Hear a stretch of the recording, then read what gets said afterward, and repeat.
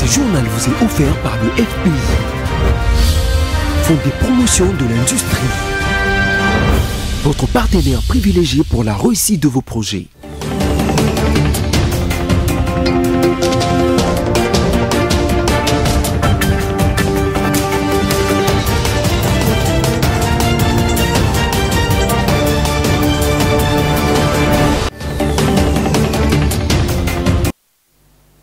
Bienvenue à vous tous, mesdames, mesdemoiselles et messieurs, à la grande édition du journal sur BSC-TV. Cette grande édition s'articulera autour de ces principales informations.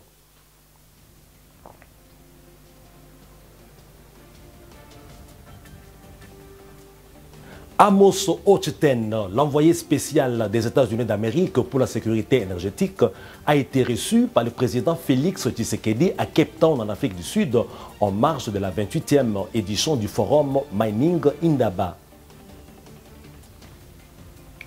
Le lancement de la 9e édition du festival Amani ce vendredi à Bukavu, annoncé par Innocent Baloumé, chef d'orchestre d'Afro-Congo.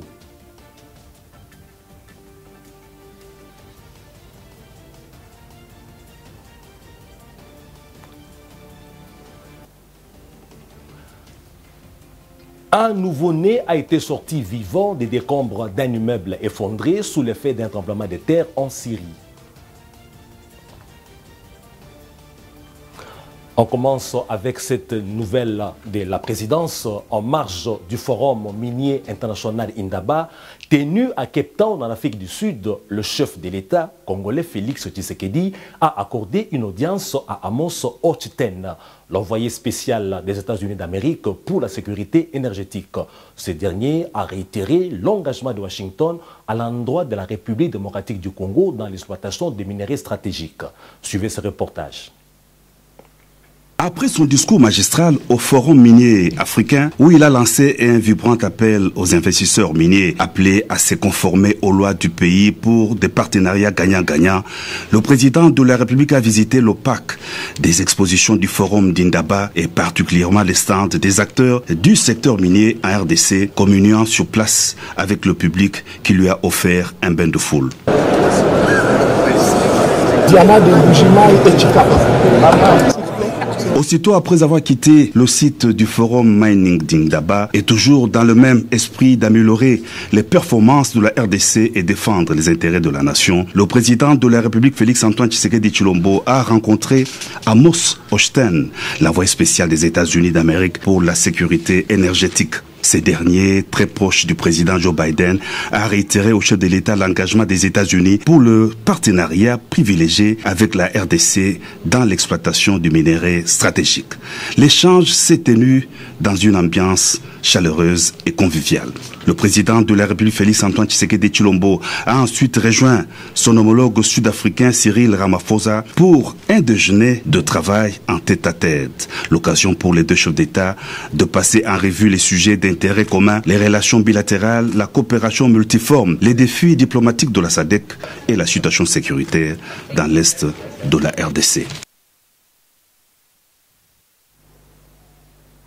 Un déjeuner a été organisé par le ministère de Mines de la RDC au Forum minier international Indaba en Afrique du Sud. Plusieurs personnalités y ont pris part, notamment les partenaires de la RDC dans les domaines miniers et énergétiques. Les détails, encore une fois, avec la presse présidentielle.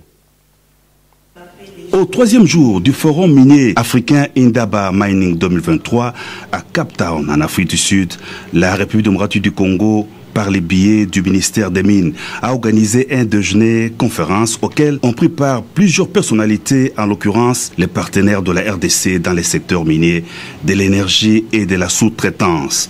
Les participants à cette rencontre ont réaffirmé l'alignement de la RDC pour une nouvelle ère dans les secteurs miniers, celle qui privilégie les intérêts du peuple congolais, premier bénéficiaire des revenus miniers. Et cela, comme l'a souligné le chef de l'État dans son discours à la tribune du Forum Indaba Mining. La ministre des Mines, Antoinette Samba Kalambay, et différents participants s'en réjouissent. Le chef de l'État a porté très haut le message de la population congolaise qui voudrait que désormais les minéraux du Congo puissent profiter aux fils de la République démocratique du Congo, que le bruit des bottes puisse se taire à l'est du Congo et que les investisseurs qui veulent venir investir au Congo viennent en partenaire accompagner la République démocratique du Congo dans l'exploration, dans l'exploitation, la transformation et la commercialisation des minéraux en République démocratique du Congo. Nous avons présenté les efforts que les sociétés congolaises entreprennent. Nous voulons un autre palier dans ce que nous faisons, c'est aller davantage avoir des garanties au niveau des sociétés minières et avoir des contrats d'achat de sociétés minières, parce que si une mine est approvisionnée d'énergie, ipso facto, automatiquement la population aussi en a beaucoup. Nous avons aussi une vision pour un Congo vert. Et nous appelons cette vision-là Mission Clean Congo, pour dire Mission Congo propre. Joignant vraiment la vision du président de la République qui veut que les Congolais profitent de leur pays, nous voulons assainir l'environnement, travailler main dans la main avec les miniers pour que plus nous avons des productions minières élevées, plus aussi nous gardons un environnement vert, un Congo vert, un Congo propre. Organisé à Cape Town, en Afrique du Sud, Investing Forum Mining est à sa 30e édition. Changeons de registre pour parler de l'insécurité à l'est de la République démocratique du Congo. À l'intérieur comme à l'extérieur du pays gâchette de l'Afrique, les appels sont adressés au président Félix Antoine Tshisekedi pour que la RDC prenne ses distances vis-à-vis de l'EAC. Un dernier appel en date est celui du président angolais João Lourenço, qui appelle aussi à collaborer avec l'ex-chef de l'État Joseph Kabila en raison de son expérience politique et son expertise militaire avérée. Les détails, c'est dans cet élément. Si j'ai un conseil à donner au président Félix Tshisekedi, a déclaré et critiqué João Lourenço, c'est de sortir de l'organisation de l'Afrique de l'Est et de demander le départ de la force régionale de l'EAC. Cette force risque de se retourner contre lui et surtout pour le plus grand malheur du peuple congolais. Il faut investir dans l'armée congolaise maintenant que le Congo n'a plus d'embargo concernant l'achat des armes. Il doit également, a poursuivi João Lourenço, renouer avec son prédécesseur Joseph Kabila pour plus d'expertise et de cohésion sur la question de l'intégrité territoriale, car son prédécesseur a énormément d'expérience militaire et politique. Ces précieux conseils du premier des Angolais tombent à une heure délicate où le M23 et son soutien le Rwanda foulent au pied la lettre et l'esprit des communiqués des 3 conclaves des chefs d'État de l'EAC d'avril et juin à Nairobi, de même que du communiqué final du mini-sommet de Luanda, aggravé par la demande intrigante et inadmissible de la communauté de l'Afrique de l'Est à la RDC de clarifier urgemment l'expulsion des officiers rwandais servant au quartier général de la force régionale de l'EAC à Goma, écrivant avoir appris avec inquiétude cette expulsion et rappelant l'accord sur le statut de force SOFA. Des faits auxquels il faut ajouter la passivité et l'inaction de cette force régionale sur le terrain depuis son déplacement au Nord Kivu et la sourde oreille rwandaise aux appels allemands, européens, américains et autres à cesser tout soutien militaire et logistique au M23 qui ne cesse de lancer des offensives pour conquérir plus de localités dans le Nord Kivu et jeter son dévolu sous la prise des Goma. Assemblée nationale, le ministre de la Défense nationale et ancien combattant Gilbert Kabanda a conduit auprès du président de cette institution une délégation d'officiers généraux de l'armée. Au menu de leurs échanges, l'insécurité dans l'est du pays, précisément la guerre nous imposée par le Rwanda sous le maquillage du M23. Les détails. En fin de journée du mercredi 8 février 2023, le président de l'Assemblée nationale, Christophe Mbosso Kodiampouanga, a reçu en audience Gilbert Kabanda, ministre de la Défense nationale et ancien combattant, lequel était accompagné d'une forte délégation des officiers des forces armées de la République démocratique du Congo. Au menu, la situation d'insécurité dans l'est du pays, notamment avec la guerre d'agression orchestrée par le Rwanda dans la province du Nord Kivu, plus précisément dans les territoires de Rutshuru. Au sortir de cette audience, le ministre Kabanda s'est exprimé en ce terme. Vous connaissez la situation dans laquelle se trouve le pays actuellement, particulièrement dans sa partie Est. L'Assemblée nationale, par son bureau, présidé par le président Mbosso, a estimé qu'il fallait absolument que le ministre de la Défense et l'état-major général viennent lui faire le point de la situation. Ce qui est tout à fait légitime parce qu'en tant que représentants du peuple, c'est eux qui vont dire au peuple ce que l'armée est en train de faire, ce que l'armée va faire et ce que l'armée compte comme résultat au bout des actions qui seront menées. Trahison au sein de l'armée, il y en a peut-être, mais ce que nous sommes en train de faire et que nous puissions mettre en place un dispositif qui nous permette de gagner rapidement. Et je peux vous affirmer que, trahison ou pas, nous sommes sur la voie de pouvoir stopper ce qui est en train de nous arriver. S'agissant de la question d'infiltration et trahison au sein de l'armée, le ministre de la Défense nationale a rassuré qu'un travail de nettoyage des écuries d'Audias est mené à la mise en place d'un mécanisme qui permettrait de gagner rapidement la guerre. Nous soutenons les bons éléments de nos forces armées, ceux qui trouvent qu'ils ne peuvent pas rendre service aux forces armées, qu'ils s'en tirent toutes les conséquences, a martelé Christophe Mbosso Kodiampouanga, président de l'Assemblée nationale, sur un ton ferme. De l'Assemblée nationale au Sénat, il n'y a qu'un pas. La sénatrice Francine Muyumba a initié depuis quelques jours une pétition à cette chambre du Parlement congolais pour exiger la convocation d'une session extraordinaire afin d'examiner la situation sécuritaire dans l'Est de la RDC. Elle affirme que cette session aura pour but de mettre fin à l'état de siège et d'exiger le gouvernement de doter l'armée de moyens conséquents afin de vaincre l'ennemi qui est le M23. On écoute la sénatrice des Pars et Duplex de Roger Matadi. Lorsque nous avons clôturé la session, la situation n'était pas si dégradante qu'aujourd'hui. Il y a plus de 12 villages ou territoires qui sont tombés et qui sont sous contrôle des rebelles du M23. Donc le moment que le pays est en feu, cela veut dire qu'il y a une urgence. Et dès qu'il y a une urgence, ça nous demande de nous lever et de trouver des solutions immédiates.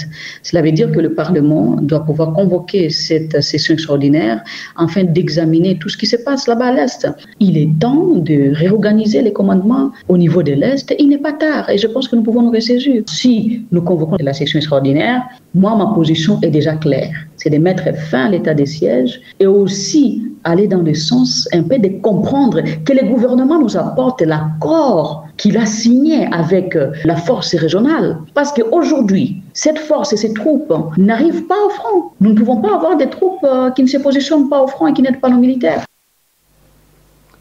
Commission électorale nationale indépendante CENI, cette institution d'appui à la démocratie, note que l'opération de révision du fichier électoral, dite enrôlement et identification des électeurs, se poursuit avec succès dans les 2 premières aires opérationnelles. C'est le rapporteur Patricia Nseya qui l'a fait savoir à la presse le mercredi 8 février 2023. Le reportage porte la signature de Josué Kalamba. C'est dans la salle Apollinaire Malou que le rapporteur de la CENI, Patricia Nseya, a convié la presse à une mise au point sur l'évolution de l'opération d'identification et d'enrôlement des électeurs dans les 2 premières aires opérationnelles. La communication du rapporteur de la CENI s'est axée sur 3 points, à savoir le monitoring, la formation dans la 3e ère opérationnelle et la prise en charge des quelques kits qui posent des soucis.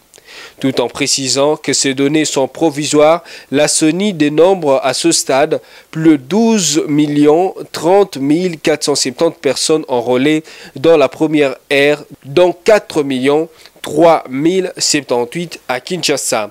Pour la 2e ère, déjà 1 244 794 personnes se sont faites inscrire sur la liste de la CENI.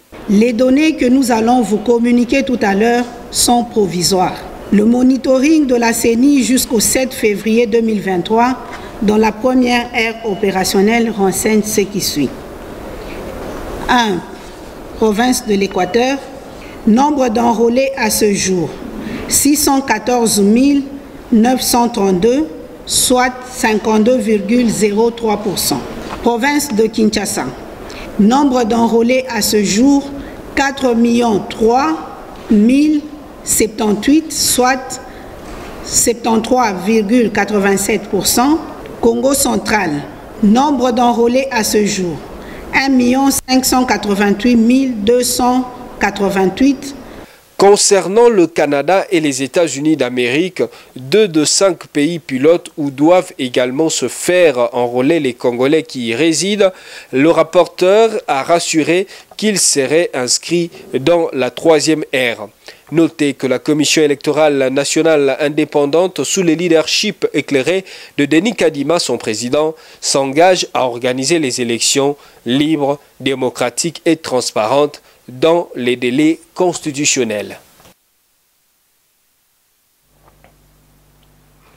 En bref, une délégation de l'ONU est en mission en RDC du 8 au 13 février en vue de procéder à une évaluation stratégique des défis et des opportunités auxquelles est confrontée la RDC. De cette délégation fait partie la sous-secrétaire générale pour l'Afrique, Mme Martha Pobi. Cette évaluation portera notamment sur les questions politiques, sécuritaires et de gouvernance. Une page internationale dans ce journal, c'est celle de la langue grecque qui se célèbre le 9 février de chaque année et qui a pour objectif d'accroître l'intérêt sur cette langue de par le monde entier. Cette journée internationale coïncide avec la commémoration du poète national grec Dionysios Solomos, dont les paroles figurent dans l'hymne national grec. Nous vous proposons de suivre l'histoire de cette journée dans ces commentaires de Roger Matadi. Initié en 2017 à la décision conjointe des ministres grecs de l'Intérieur, de l'Éducation et des Affaires étrangères, la journée internationale de la langue grecque qui a pour but de souligner les rôles fondamentaux joués par cette langue dans la culture mondiale à travers les siècles et d'encourager les Grecs de la diaspora et tous ceux qui souhaitent se familiariser avec la culture grecque à la cerner de façon systématique et aussi de mettre en évidence les rôles fondamentaux que la langue grecque a joués au cours des siècles. Depuis l'Antiquité, cette langue a eu la chance de devenir un véhicule pour la formation et la transmission d'importantes théories scientifiques, pensées philosophiques et textes littéraires. Par ailleurs, cette journée comprend des événements dans tous les établissements d'enseignement des Grecs et à l'étranger qui organisent des cours pour apprendre la langue grecque ou des études des Grecs. Notons que cette journée coïncide avec la commémoration du poète national grec Dionysios Solomos, connu pour avoir écrit le poème « Hymne à la liberté » en 1823. En Ituri, un présumé ADF arrêté lors des opérations menées par l'armée sur l'axe Komanda Lunda et Komanda Mambasa a été présenté au gouverneur militaire le mercredi avec 7 armes, des machettes et autres effets militaires. Images et commentaires. Le FARDC intensifie les opérations contre les ADF MTM. Depuis le mois de janvier, c'est les axes routiers, Commandant Luna et Mambasa Loloa, face à la puissance de feu de l'armée. Un sujet étranger a été capturé, 7 armes AK-47, 16 machettes et les produits pharmaceutiques récupérés. Ce capturé a été présenté ce mercredi au gouverneur militaire de l'Ituri, le lieutenant-général Luboyanka Shomodjouni. Le porte-parole de l'armée en Ituri, le lieutenant Jules Ngongo, revient sur les circonstances de cette action de forces loyalistes. Depuis le mois de janvier, nous avons lancé des opérations contre les ADF. L'objectif, c'est les détruire partout où ils peuvent se retrouver. Ça a été le cas au nom du gouverneur militaire, lieutenant-général Luboyanka Shomodjouni, gouverneur militaire et commandant des opérations, que nous appelons toute la population à aiguiser le patriotisme et de collaborer avec les forces armées. La paix est à ses prix. Ce présumé ADF est passé aux avis. Nilifikia kwanza penye nilifikia kwa mapumziko ilikuwa ni kampu moja wanaita kampu ya Mafatuma. Ilikuwa ni kazi ambayo ni lazima wanakufanisha mafunzo, unakuwa askari, wanakupatia silaha. Signalons que lors de ces opérations, 6 ADF ont été neutralisés. Pour l'air, l'armée poursuit l'ennemi jusqu'à leur dernier retranchement, dont l'objectif final est la restauration de la paix dans cette région. La culture, c'est avec le lancement de la 9e édition du festival Amani ce vendredi à Bukavu. Après la décision de délocaliser cette édition à Bukavu pour des raisons sécuritaires, l'annonce a été faite par Innocent Baloumé, le patron de l'ensemble musical Afro-Congo. 9e édition du festival Amani, c'est ce vendredi 10 février que ces activités seront lancées non pas à Goma, mais à Bukavu dans le sud de Kivu, a annoncé Innocent Baloumé, le patron de l'orchestre Afro-Congo.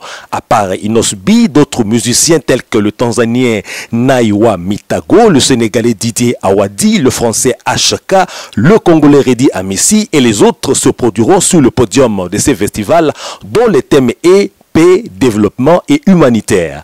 Les activités programmées sont la danse traditionnelle avec des groupes comme Fire Dance de Bukavu, la musique, les activités associatives et des développements avec des stands qui seront érigés par des agences de l'ONU pour parler de leur travail, l'entrepreneuriat dont l'espace a pour but de promouvoir les jeunes entrepreneurs via des aides pour des micro-entreprises.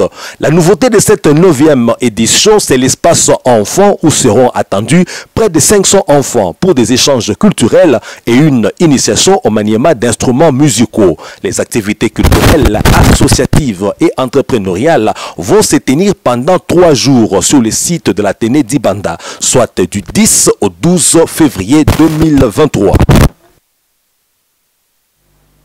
Amani est un mot swahili qui signifie tout simplement paix en français. En Syrie, en dehors de nos frontières, après le tremblement de terre qui s'y est produit, causant notamment l'effondrement d'un immeuble, un nouveau-né a été sorti vivant des décombres. Ce bébé se trouve être la seule personne survivante d'une famille dont tous les membres ont expiré dans l'écroulement de l'immeuble.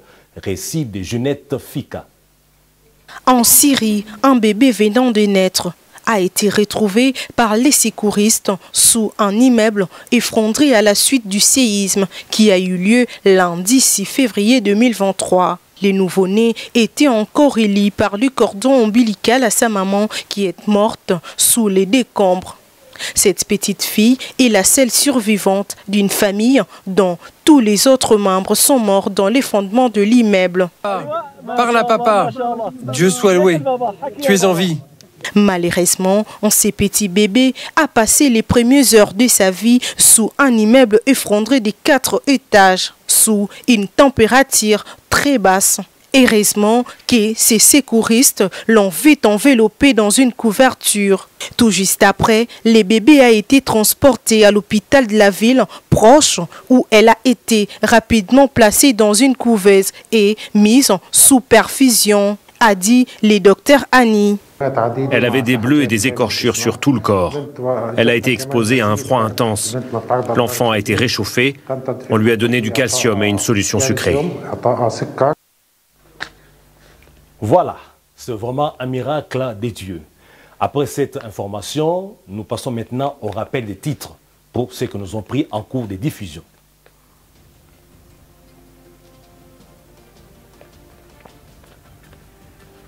Amos Hochsten, l'envoyé spécial des États-Unis d'Amérique pour la sécurité énergétique, a été reçu par le président Félix Tshisekedi à Cape Town, en Afrique du Sud, en marge de la 28e édition du forum Mining Indaba. Le lancement de la 9e édition du festival Amani ce vendredi à Bukavu, annoncé par Innocent Baloumé, le chef de l'ensemble musical Afro-Congo.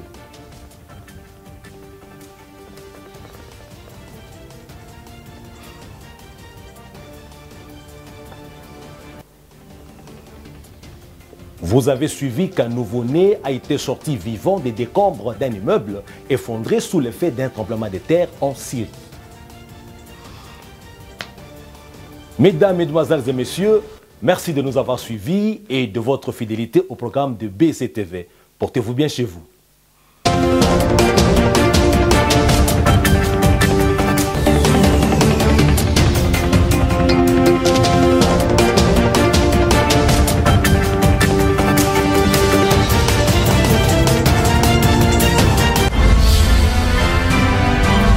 Ce journal vous a été offert par le FPI. font des promotions de l'industrie. Votre partenaire privilégié pour la réussite de vos projets.